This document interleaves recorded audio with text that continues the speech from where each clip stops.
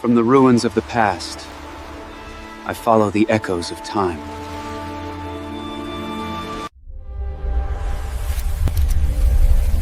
The Echoes of Time with Adnan.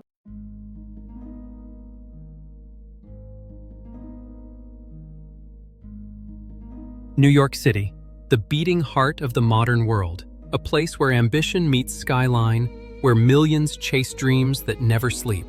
But beneath its glass and steel, beneath the echoes of traffic and jazz and sirens, lies another city, an older one, a city that wore a different name. Long before the world called it New York, this island was known by another name, Mannahatta.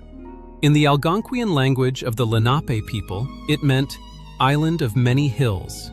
Imagine it, centuries before skyscrapers and subways, a place of rolling hills, dense oak forests, and streams running down what's now Broadway. The Lenape hunted, fished, and traded here for generations.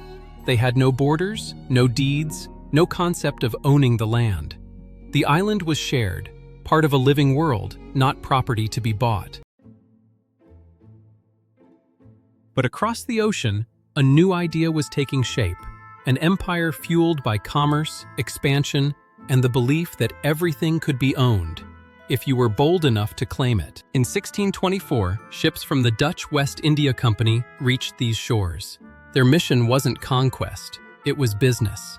They came not with soldiers, but with merchants. 2 years later, a man named Peter Minuit met with the Lenape and offered goods, axes, cloth, and beads, worth about 60 Dutch guilders.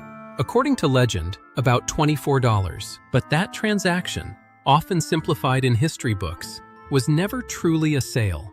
To the Lenape, it was a gesture of friendship, a shared use of land. To the Dutch, it was ownership, and so New Amsterdam was born. At first, it was little more than a fort, Fort Amsterdam, surrounded by wooden houses and muddy streets.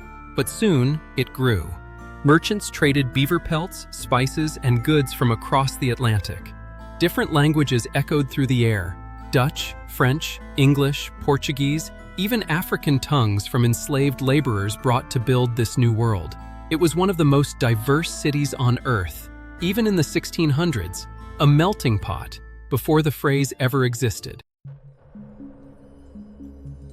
But New Amsterdam wasn't perfect. Governor Peter Stuyvesant ruled with an iron fist, enforcing strict Calvinist laws, clashing with merchants, and even banning religions that didn't align with his own. Yet in spite of him, the city thrived. Trade expanded, fortunes were made, and across the sea, the English were watching. By the 1660s, the English crown had a problem.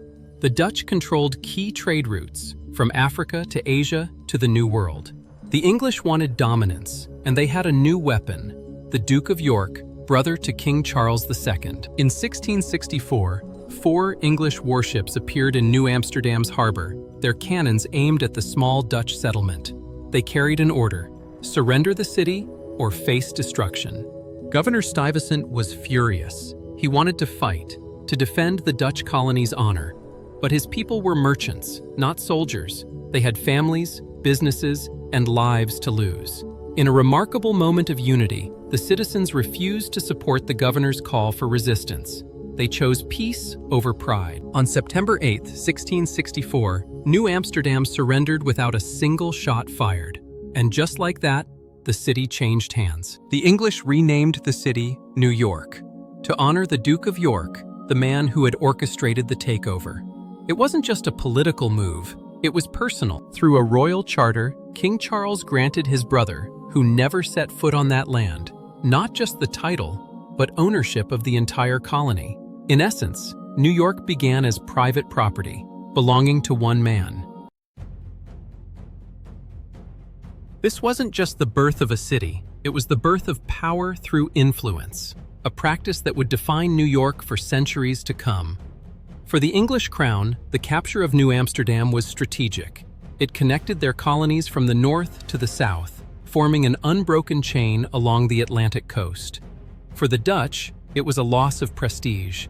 But even then, the story didn't end there. In 1673, less than a decade later, during another war between England and the Netherlands, the Dutch returned.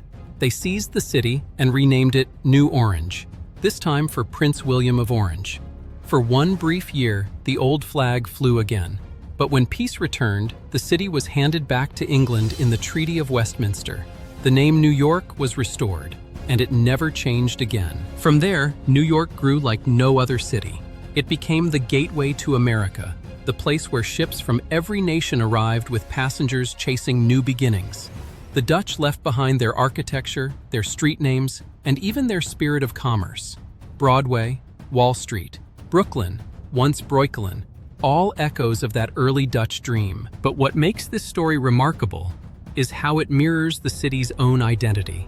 Born through exchange, shaped by ambition, and constantly rewritten by those bold enough to come here. The Lenape never sold their home, yet their legacy remains beneath every step of Manhattan.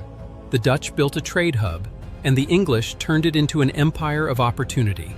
Generations later, immigrants would make it a city that belongs not to kings or dukes, but to dreamers. When you whisper the words New York City, you're not just naming a place, you're invoking centuries of ambition, conflict, and hope. From Manhattan to New Amsterdam to New York, this island has always been more than geography. It's a mirror of humanity itself, flawed, fearless, and forever changing. And maybe that's why it never sleeps, because sometimes the truth of a city isn't in its skyline, it's buried in the echoes beneath your feet.